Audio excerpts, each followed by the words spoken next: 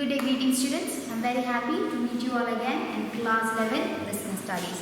So what is the topic we are discussing about? We are discussing about the form of business organization. So we are discussing what are the different forms of business organization, their features, merits and limitations in order to choose the best form of business organization. When I mean best, I mean to say that which is suitable for each and every one of us, because each and every form of business organization are beneficial in their own way. Even though they have limitations, each and every organization, each and every form are good for some kind of people. So it is best for you. What suits for me may not suit for you. What suits for you may not suit for the next person. So it differs. Each of our thoughts and perspectives and our choice may differ. So it is essential for us to know about all the forms of business organizations that prevail in our country and in the international level too. So far what we have discussed what are the 5 different forms of business organization. We have sole proprietorship, then we have joint Hindu family business, partnership, joint stock company and cooperative societies. Out of these we have talked about sole proprietorship and Hindu undivided family business, which is also called as a joint Hindu family business. Now I want you to close your eyes and just imagine you have started as a sole proprietor, because we have discussed about that. So you have started as a sole proprietor. Now you want to expand your business. But it is not possible when you are alone, because the resources are limited, the capital investment is limited, people don't come forward to lend you money or help you financially. So what happens? You are the only person, you are the only source of financial resources for the company. What can you do in that case? So what is the next form of business organization we discussed? We discussed about the Hindu undivided family business or the joint Hindu family business, which is found only in India. And what it needs? It needs same family people, right? 2 adult members of the same family and some ancestral property that they all can share with each other. Now you don't have such a undivided family, or we are not in a joint family, or might not have the ancestral property. Your other family members may not be interested to join with you in business. What can you do in that case? How can you expand your business? What can you do? There comes the need for another business organization, which is called partnership form of business organization. So children, today we are going to discuss about the third form of business organization, which is called the partnership form of business organization. I hope you have understood about the sole proprietorship and what is the next one we have discussed? Joint Hindu family business, which is also called as Hindu undivided family business. The features, the benefits and limitations of these 2 forms of business organization have already been discussed in detail. So when we start discussing about partnership form of business, I want you to make sure that you compare within yourself what are the benefits of that form of business organization and how it is going to be beneficial here for me. So that you need to compare as and when you progress from one topic to another topic. It is essential for you to recall, connect it with the previous topic. You cannot just leave that as it is and go on to a new topic. You need to connect it to the previous topic that we have discussed. So I want you to recall sole proprietorship and joint Hindu family business. We discussed about the features, benefits and limitations of both these organizations. Sole proprietorship means what? Single ownership. Only one owner is going to run the entire business. The decision making lies with them. The control lies only with the sole proprietor. What are the limitations we discussed? Limited resources, because he is the only owner, he or she is the only owner. The resources are limited, the capital is limited, the decision making lies with them, but does he have the managerial skill to decide about everything?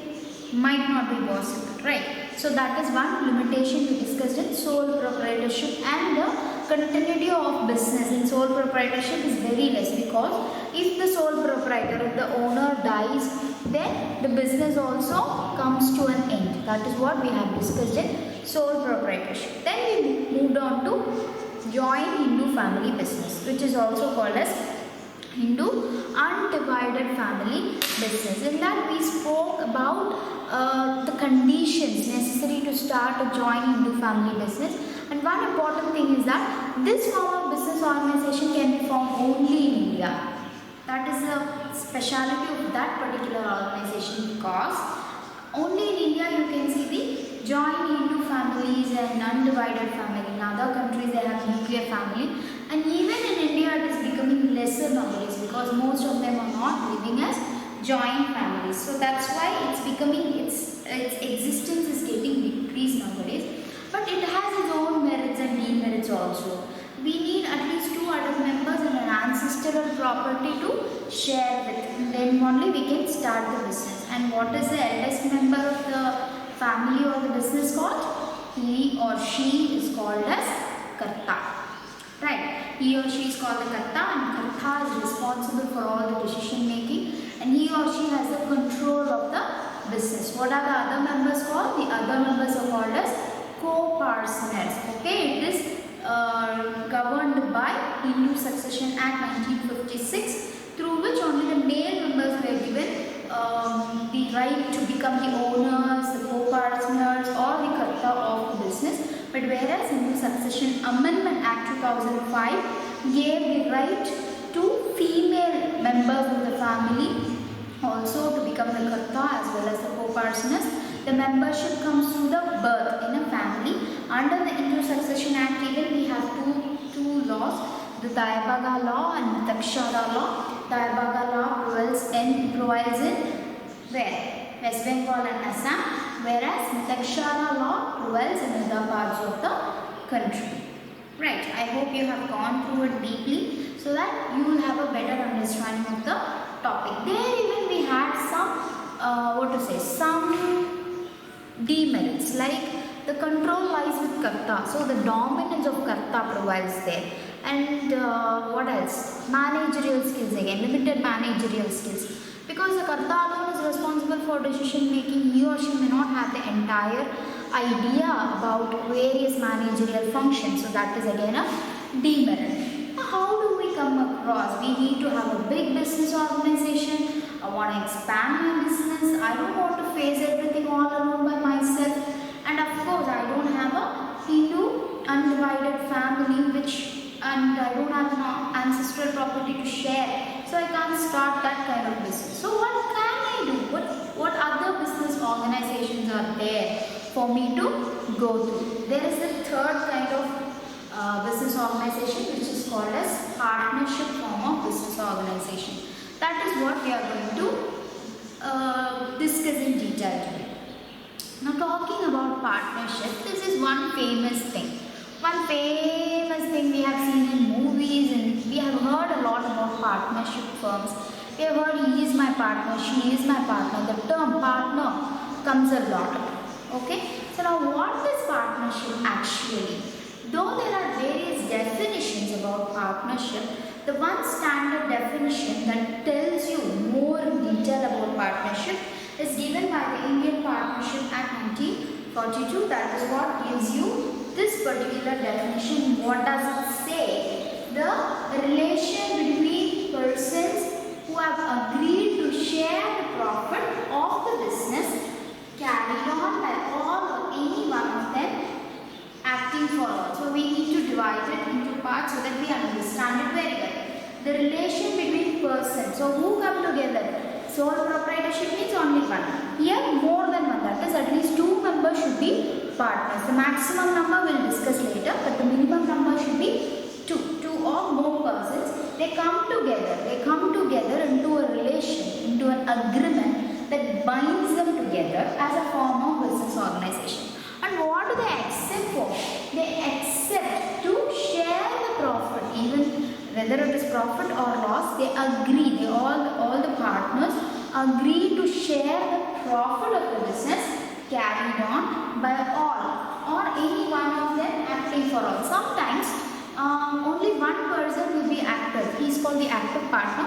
He or she handles all the decisions of the business, whereas others will be mere sleeping partners or nominal partners. We will be discussing types of partners also later on. So there are different kinds of partners. Sometimes only one partner deals with all the managerial decisions, and he or she will be acting on behalf of all of them. So what is partnership according to the Indian Partnership Act 1942? It says that it is the relationship between persons who have agreed. They have to all agree. Not even if one person is not agreeing, then the contract or the agreement is not complete. And so there is no partnership form. That is, if 10 members are as partners, all 10 should agree. Okay, 9 members agree to set rules. Now, one member goes on differently, means they have to convince that one partner also to come into the agreement. So the relationship between the persons who have agreed to share the profit according to the degree of investment they have made in the firm, the profit or loss also will be shared of the business carried on by all. Sometimes all of them together participate in the business, or only one of them will act on behalf of all. Who said it? It is according to the Indian Partnership Act 1948. Right? And how many members should be there? At least 2 members should be there in the agreement. Then only it comes into existence. Because only one person is there, means they will not be called as partners. Then the business becomes sole proprietorship. So at least 2 members should come together, fall into an agreement which clearly establishes the policies of the company. What is the line of business that we are going to do? Where are we going to sell our products? And what are the company's objectives? Everything should be mentioned in the document called partnership agreement. Okay? This is about partnership. So partnership serves to be a form of business organization that removes the limitations of a sole proprietorship. So when you have sole proprietorship, you're the single owner, you have to struggle a lot for the resources, you have to think a lot for decision making. Even though sole proprietorship has its own benefits, it has its limitations also. To come out of those limitations only, the Indian Partnership Act has allowed you to form a partnership firm. Right? The business organization that has partnership has its form is called as a partnership firm. So here on we will be mentioning it as partnership firm. Right. Now talking about the features, that is the characteristics of partnership firm.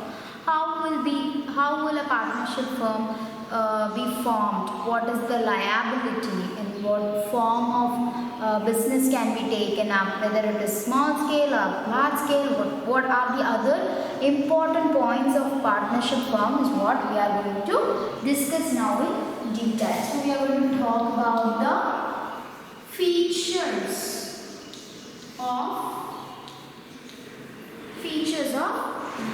partnership form of business organization. The first point is the formation. Okay, so as we have discussed earlier, it is governed by the Indian Partnership Act 1942. According to that only, the laws and rules are set up for partnership firm.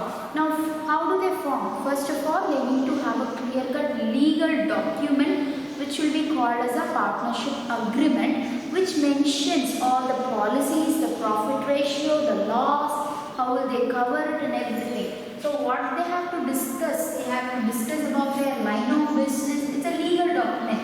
They need a legal document or an agreement which binds them together, which binds all the partners together to run the business and to share the profit or loss, and it tells about the responsibility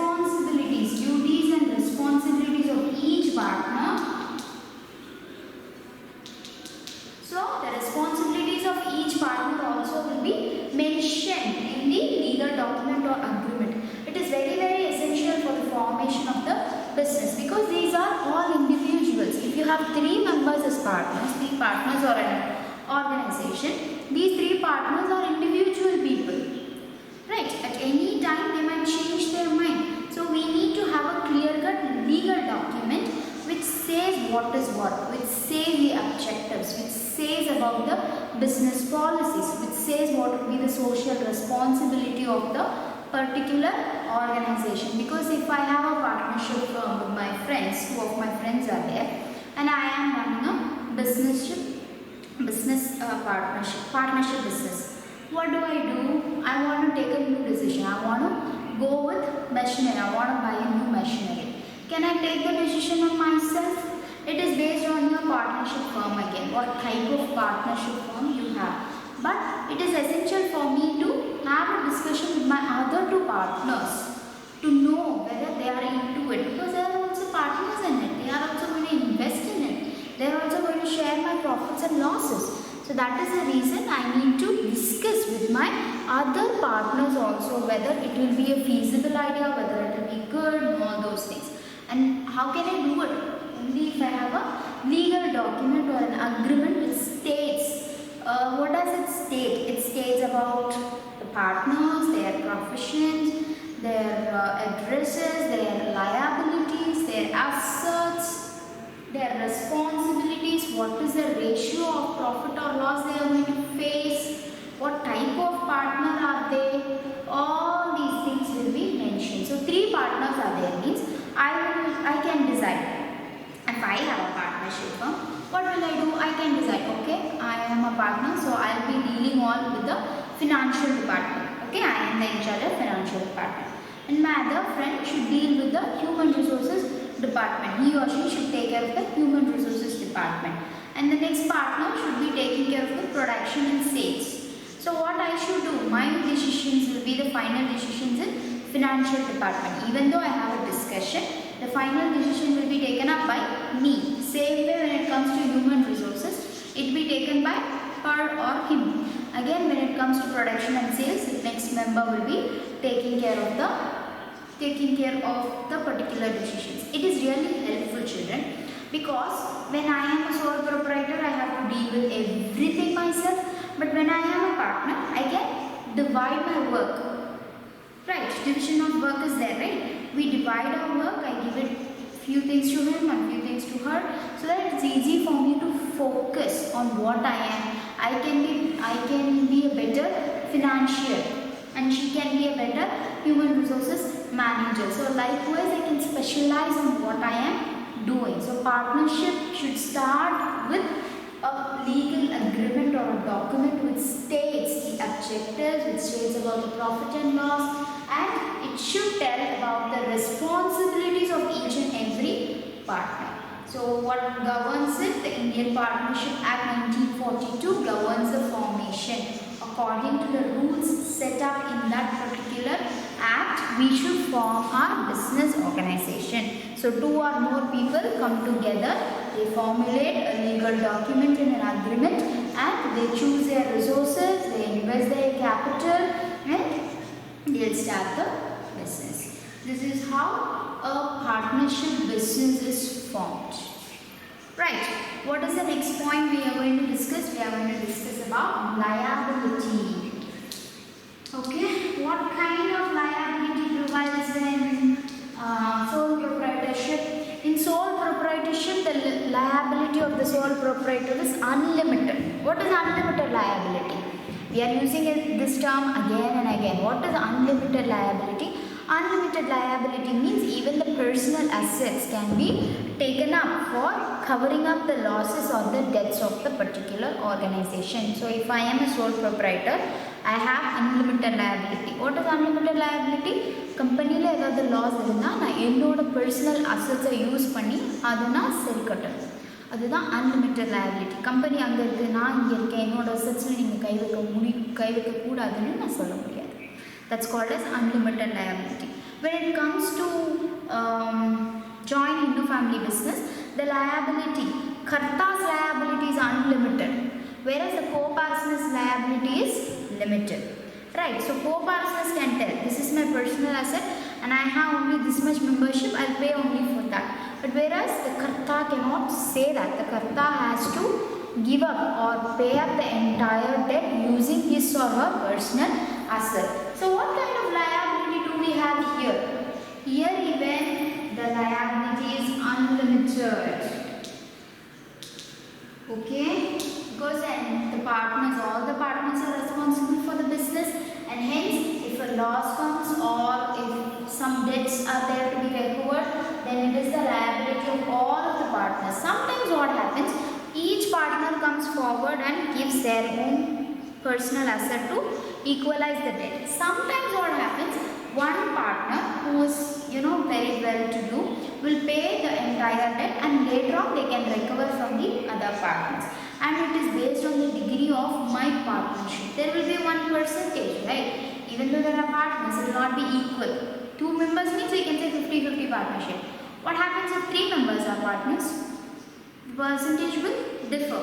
If there are 20 members, the percentage will differ. So based on the percentage of the partnership, the liability also differs, but still it is termed to be unlimited. Even the personal assets of the members, of the partners, will be used to cover up the debts or the losses or the cost. Okay, so the liability comes as unlimited. The next point is risk bearing. This is one of the important things, because we know that risk is inevitable. We need to take risk in a business. A business cannot run without risk, of course. So, but in sole proprietorship, who bears the risk? Only the sole proprietor has to bear the risk. But in case of partnership, the risk bearing also becomes equal. That is, all the partners of an organization should bear the risk equally. It does not fall on one particular person. Hence, the risk bearing is somewhat reduced here. Imagine if you are the only person who has to sell your products, who is running a business, and the risk you are taking is amounting to 50,000, you are the only person. If a loss comes, you are the only person who has to face the risk. But in case of partnership, you have other members also. So you all can take part in risk equally. So risk bearing appears for all partners. Okay? It is actually shared. Risk bearing here is shared. Okay, it is shared among all the partners equally or based on the percentage that they have. But still you have someone to share your risk with. Unlike sole proprietorship, the risk here is shared among all the partners. So what is the next point that we are going to discuss about the features of partnership? Is going to be one another important thing, decision making, right? So in any business organization, what plays an important role? Risk plays an important role, and equal role is played by decision making. Decision making, and along with decision making comes control of the organization. Okay, decision making and control. In sole proprietorship, decision making is an easy process because only the sole proprietor is going to directly take up the decisions. He or she is going to be in the business, so it's easy for the person to make decisions and it will be quick. Whereas here, many partners are there. They all have to come together to take up the decisions. Right? All of them should contribute towards the decision made. There will be a discussion, brainstorming, and all those things. That will be really beneficial. How will it be beneficial? Because each one of us will be good in something or the other. As I discussed earlier in the example, one person can specialize in one department. So when many people come forward with their specialization in many departments, the decision making becomes effective and easy. Okay, as a sole proprietor, எனக்கு வந்து sales பத்தி தெரியாம இருக்கலாம், இல்ல advertising பத்தி தெரியாம இருக்கலாம். But when it comes to partnership, different partners are there. So if even I don't know about advertising, my other partner will have good ideas for advertising. So he or she can help me suggest a better way for the advertising. So decision making becomes effective and clear. Control of the organization stays equal among all the partners. It's not that only one person is going to control the entire business. Unlike Hindu undivided family, there only the karta will be controlling the business. But in partnership, it is equally shared. Here also how it is, both decision making and control are shared. Okay, and decision making, how it will be effective, good. Even though it takes some time, it will be really effective and good because you get to have different perspectives and different thought process, and after a lot of discussion you enter your decision, so it will be almost right decisions and good decisions. Okay, the next point is continuity of business. One major disadvantage that we have discussed in sole proprietorship is the continuity of the business. That is, if the sole proprietor dies, then the business comes to an end. Here in partnership, what happens? Say for example, there are 5 partners. One partner either has died or become insolvent, that is no money with him and he is bankrupt and all those things, over debt has come, or he or she has become unhealthy, or he or she cannot continue with the business, then the partnership agreement comes to a close. That is, 5 partners சேர்ந்து ஒரு agreement form பண்ணி business start பண்ணியாச்சு. ஒரு personக்கு death or insolvency or physical illness வந்தாச்சு. So what happens? அந்த ஒரு பர்சனால அந்த agreement close ஆகிடும். ஏன்னா 5 பேரும் சேர்ந்து தான் அக்ரிமெண்ட் போட்டிருக்காங்க. 5 பேரில் ஒருத்தருக்கு எதாவது ஆனாலும் agreement will become invalid. It will come to a close. So what happens? The other 4 members, they can start with a new agreement. Right? They want to continue the business. What they have to do? They have to come up with a new agreement. Okay? So what happens in continuity? In case of death or insolvency or illness, the agreement will be diluted. It comes to an end. Okay?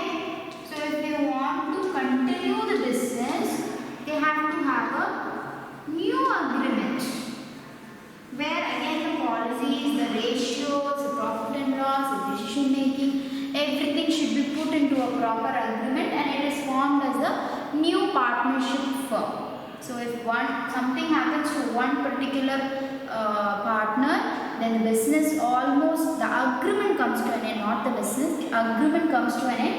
The other partners can make a decision, they can continue the business with a new agreement. So it is formed as a new business partnership firm. Clear? That is about the continuity of the business. Then we are going to discuss one important point, number of partners. So we know that minimum we need 2 partners. Okay, 2 members, then only it will be called as partnership firm. But what is the maximum number of partners a company can have? So there are 2 important acts. One is an act and one was a rule which has stated how many partners can we have. According to section 464 of the Companies Act.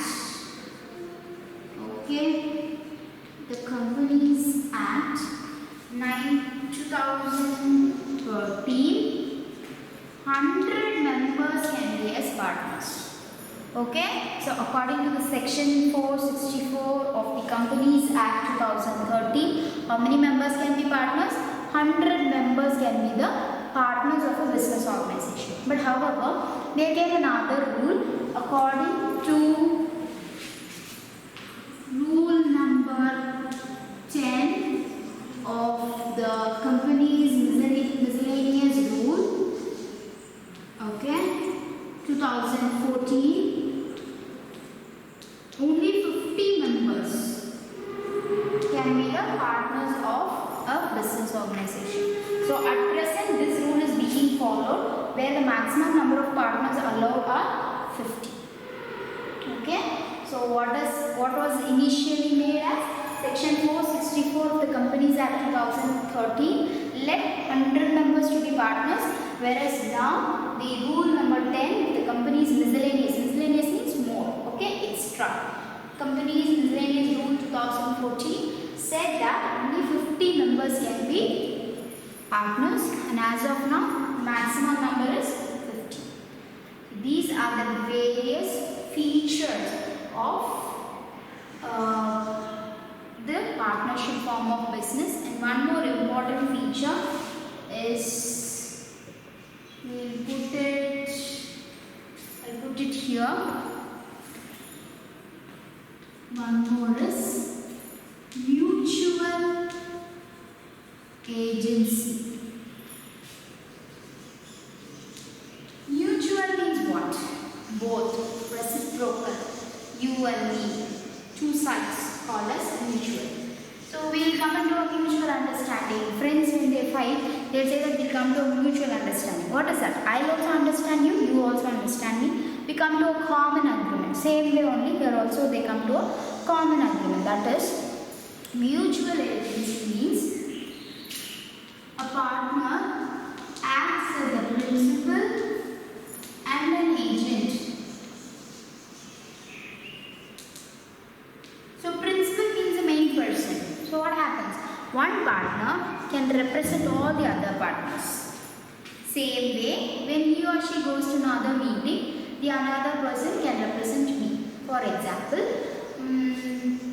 we'll stick with the same example. I have two of my friends as partners. So I go for a meeting. And I represent my company and partners. So I will be the principal there, where I will be representing my other two partners.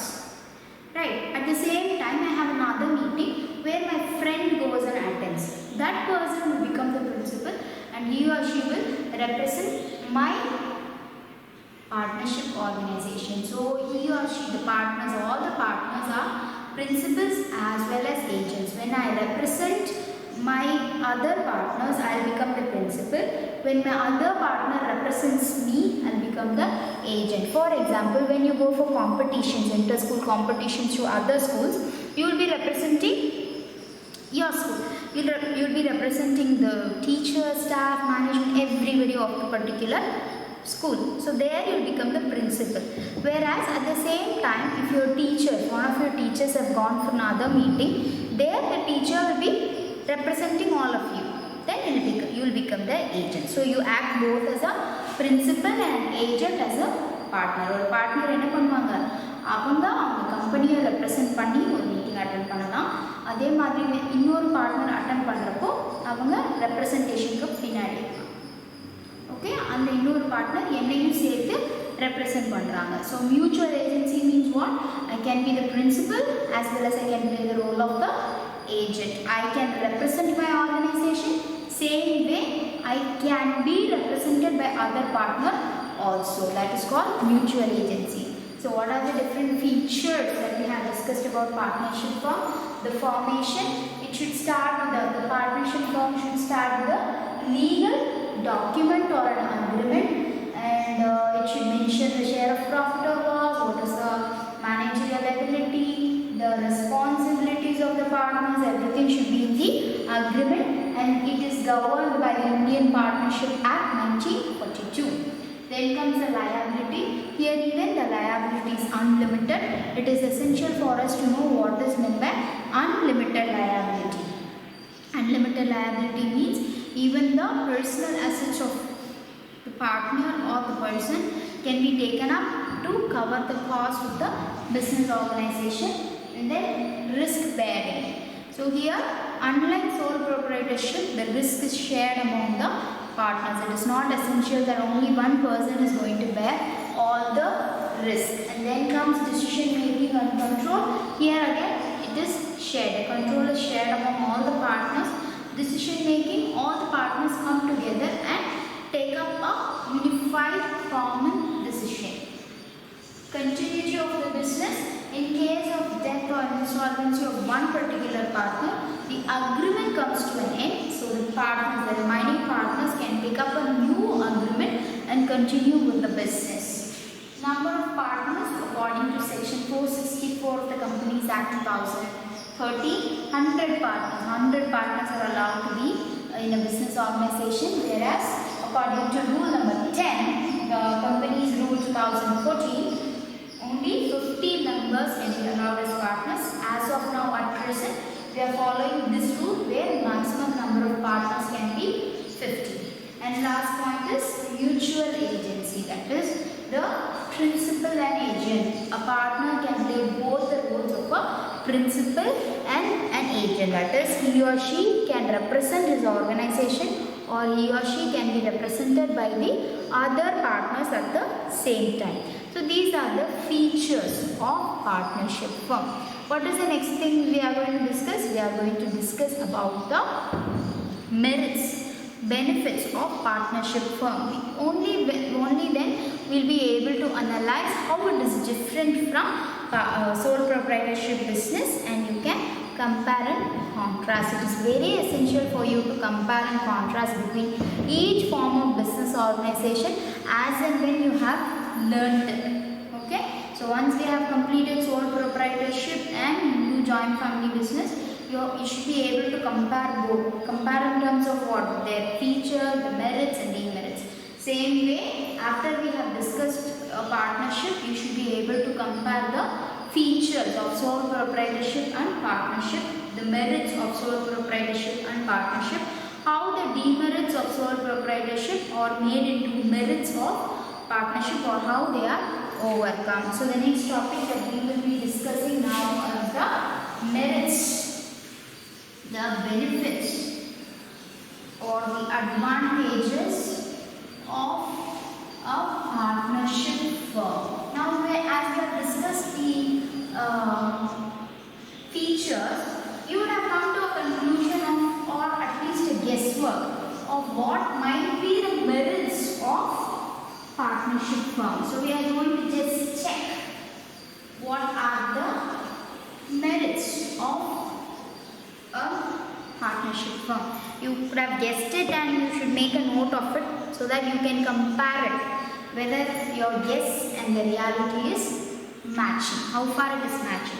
Because we have discussed the features. Now you should be able to ascertain what might be the merits of this form of business organization. Now the merits. Ease of formation and closure. Why do you think it is easy to form? Because it's a mutual agreement. It does not have a lot of rules and regulations or acts. There is only one. Indian Partnership Act 1942. If you look into it and understand the points into it, it's enough for you to form your business. It's a mutual agreement. You need only 2 to 50 members. It can be 2 to 50, anywhere in between. You can have 3, 10, 20, 47. It's up to you. You don't have to look for a particular number. Okay, so it is easy. You need to sit and frame a proper agreement which states the policies of the organization, the business, the strategies, the organization's rules, objectives and everything has to be sit and discussed among all the partners, and these should be put up into a proper agreement. This agreement is an easy process because as partners you all will be knowing each other. It's not that new members are going to be partners.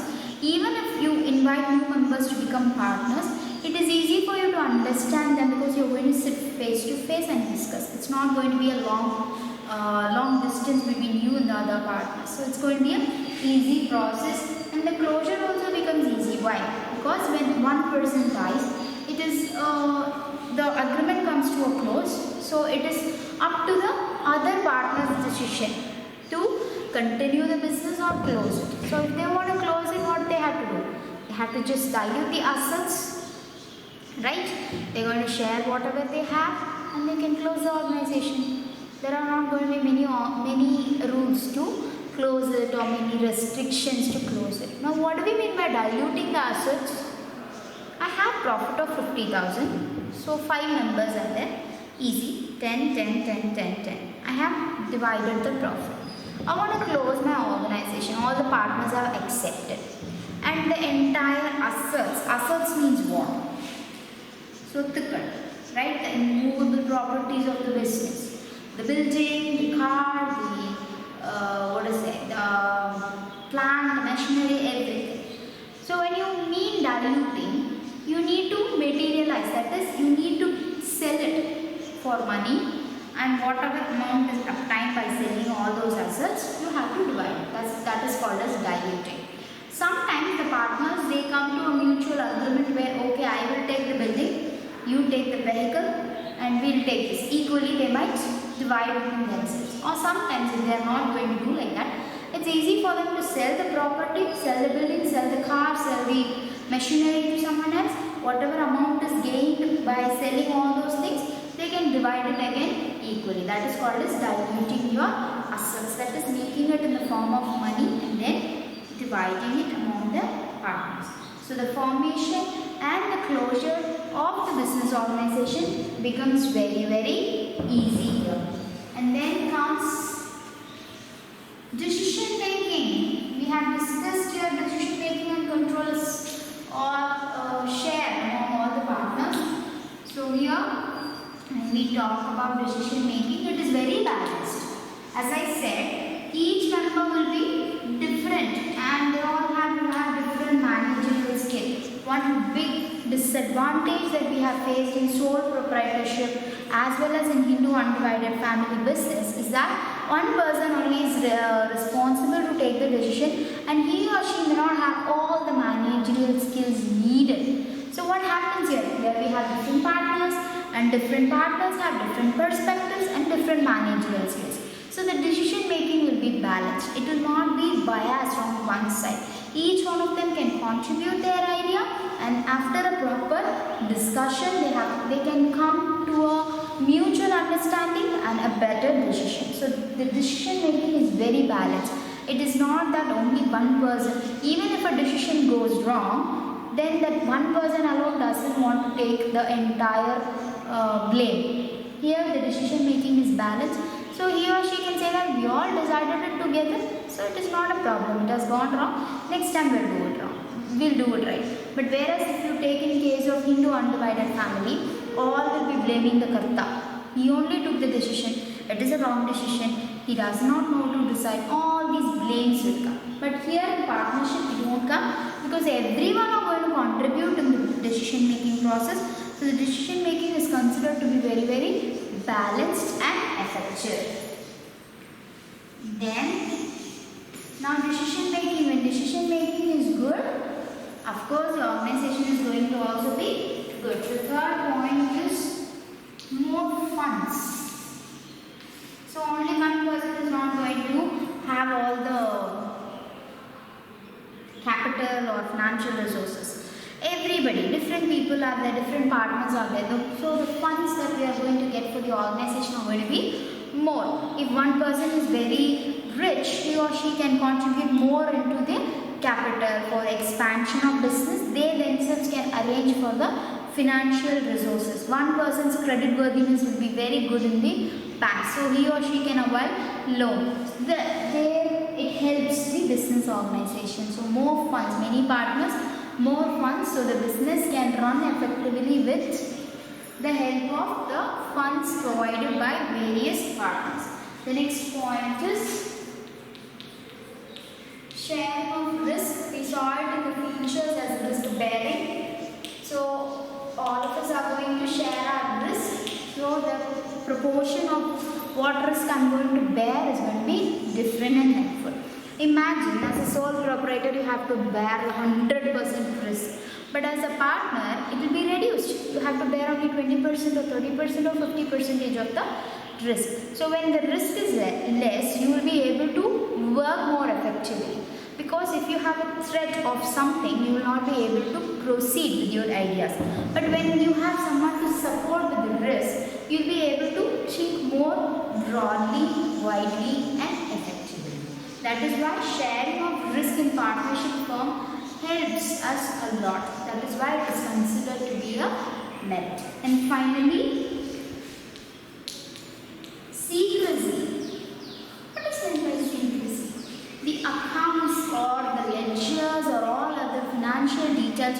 business organization need not be presented in public. That is, they themselves can maintain it. They don't have to take it in detail. They don't have to show it or be transparent to others. That is why the secrecy of the business is maintained within themselves. They don't have to establish it to others. All the business ideas, all the business procedures will be kept within the small group of partners.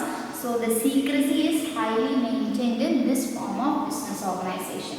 So what are the merits here we have discussed? Ease of formation and closure. We have to refer only Indian Partnership Act 1942. It's more than enough. Then balanced decision making. Everybody contributes towards decision making. So it's going to be balanced, effective and good. Then funds. We are going to get more funds from different partners.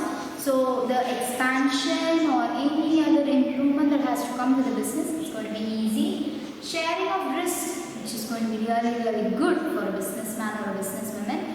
The risk will be shared among all the partners equally or proportionately. Then secrecy, though as the accounts and the other details of the business need not be told to other organizations or the government. It's not publicized. The policies are not publicized. Whatever accounts they want to keep within themselves, they can keep within themselves. The tender quoting amounts, all those will not be leaked out. The secrecy level is really good. It is kept among the partners. So what have we discussed today in this class? We have discussed the third form of business organization, which is called as partnership. And partnership is defined as an agreement or the relation between persons who come together and decide to share the profits, and the decision making will be done by either one person or all the persons together. And what are the features that we have discussed? We have discussed how the business organization is formed. We need minimum 2 members to form it, and it is very easy to follow the Indian Partnership Act, and they have to have a formal agreement which says the responsibilities of each partner and type of partner. The liability here is unlimited for every partner. It is equally shared or again proportionately divided. Risk bearing, it is shared among everybody, so that the risk bearing is somewhat better here compared to sole proprietorship. And decision making and control lies equally in the hands of all the partners. So decision making is considered to be effective and balanced. The continuity of the partnership firm, it continues even after the death of a partner. How? The partnership agreement comes to an end, but other partners, the remaining partners, can decide and formulate a new agreement and continue the same business. Number of partners according to the section 464 of the Companies Act 1950, Companies Act 2013, 100 partners can be allowed, but according to rule number 10 of the Companies Miscellaneous Rule 2014, 50 members only are allowed as partners. At present, we are following this rule where 50 members are allowed as partners. Mutual agency. What is meant by mutual agency? A partner acts as a principal as well as an agent. So what are the merits? The merits are formation and closure becomes easy, decision making is balanced, funds are unlimited, you can get more funds, and risk are shared among everybody. The secrecy maintained is really good here. Only the limited number of partners are going to know what is happening in the business. It is not required that it has to be transparent. The account should be presented transparent. So these are the merits of partnership firm. I want you to compare between sole proprietorship and partnership benefits and features. Demerits we will be discussing in the next video session. Thank you, and may you all have a good